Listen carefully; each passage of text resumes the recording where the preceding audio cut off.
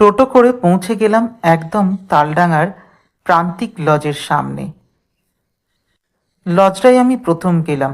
বেশ সুন্দর করে সাজিয়েছে প্রান্তিক লজটি, তাই দূর থেকে একটা সম্পূর্ণ ভিউ বা ছবি নিয়ে নিলাম তোমাদের জন্য। বেশ সুন্দর লাগছে বলো।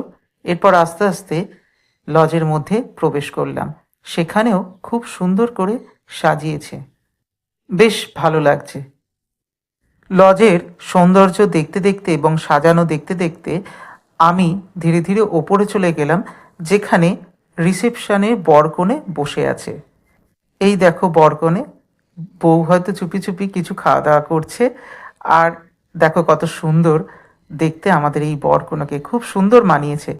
এরপর আমি নিচে চলে এলাম, প্রথমেই কফি নিয়ে নিলাম।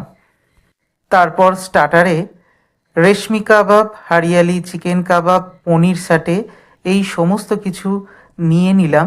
তারপর ধীরে ধীরে একটা সাইডে দাঁড়িয়ে আমি আমার মতো করে খাওয়া দাওয়া শুরু করলাম। আমি তো ভাবলাম আমিই পেটুক হয়তো, কিন্তু এই দেখো আমার মতো পেটুক অনেক লোকেই আছে। খাবার জায়গা থেকে কিন্তু সরছে না। তবে ফ্রুট স্যালাডও ছিল, আমি আর সেটা নিইনি।